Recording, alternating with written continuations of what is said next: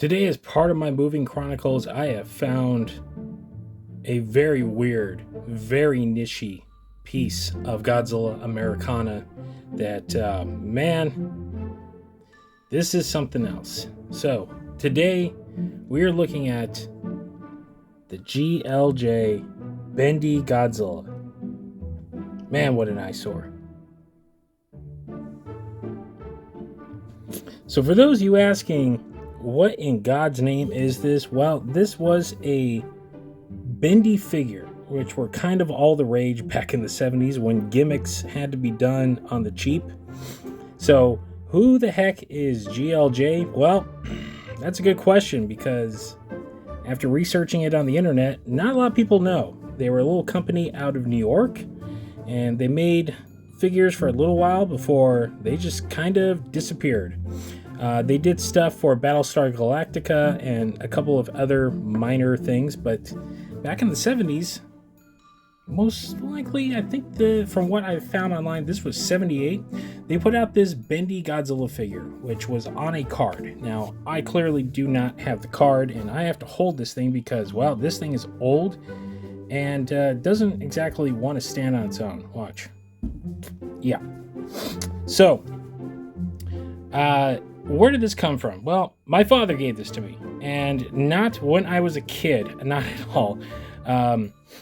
Just my dad would find weird stuff like this. He would go to garage sales and swap meets, and one day I was talking to the old man, and he's like, "Hey, I got something for you." It's like, "Here, son, you'll love this." And I'm like, "Oh, cool."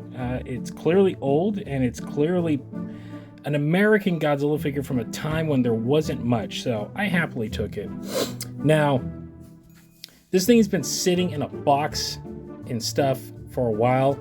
As I've noted in my other videos, I am in the process of a move, and man, I came across this thing. I'm like, oh my goodness, I got to show this to the world.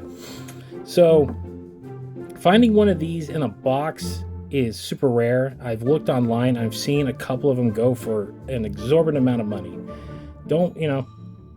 People want the stuff from their childhood, and there's a lot of those people are now in their 50s. So, this was a little before my time, but again, I'm a stickler for anything Godzilla.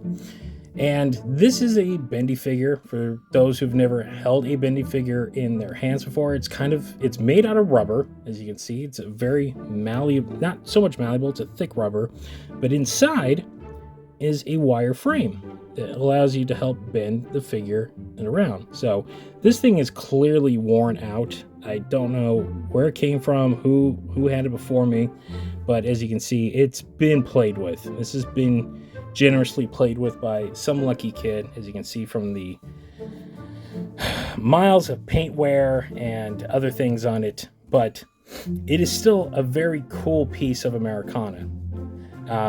Especially during it, like I said, during a time, and man, seeing the arms even bending out of that, I don't want to really screw this up anymore. So yeah, as you can see, like the wire starting to break out of there. I don't want to screw with that. I really don't want to break this.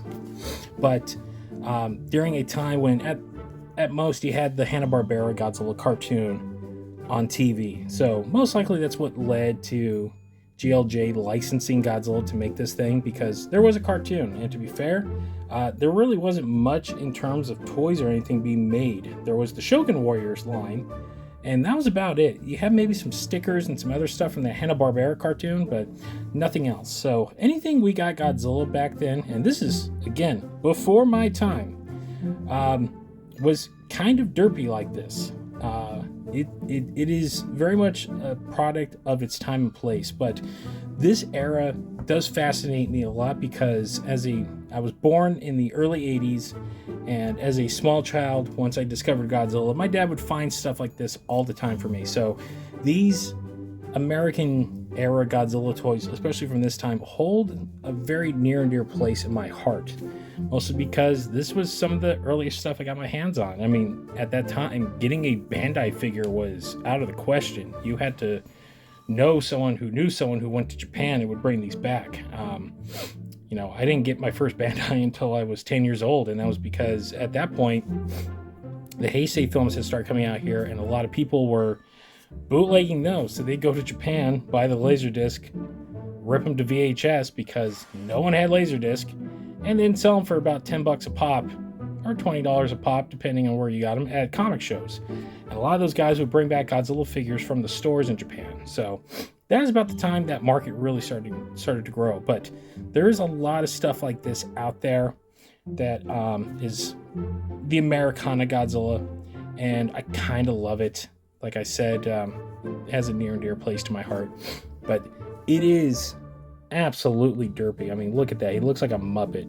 But for a figure that is pushing mid-40s, it's about 44, 45 years old, 46 maybe at this point. He's holding up pretty well for what it is. It is just rubber, like I said. You can see his spines are rubber, everything's rubber, and every iteration of Godzilla at that point was green. The Marvel Comics was green, the Hanna-Barbera was green, and that's how everyone viewed Godzilla. He was just a big green monster, even though he was never green until Godzilla 2000. So I wanted to share this to show you guys out there, especially you whippersnapper kids, my terrible dated humor, what a lot of us had to go on. I mean, again, be thankful you live in the age you live in, that the fact that there's not one but 5 MonsterVerse movies at this point, and there's a plethora of merchandise that is easy to get a hold of, because man, before that it was a dry county. You were lucky if you got anything Godzilla over here, even to the mid 2000s. So this is what we had to play with. You guys have SH Monster Arts. I would say be thankful. And there you guys have it. That's my review of the CLJ Bendy Godzilla. A very weird, very niche-y figure from a simpler time. Some would say better times. Some would say darker times.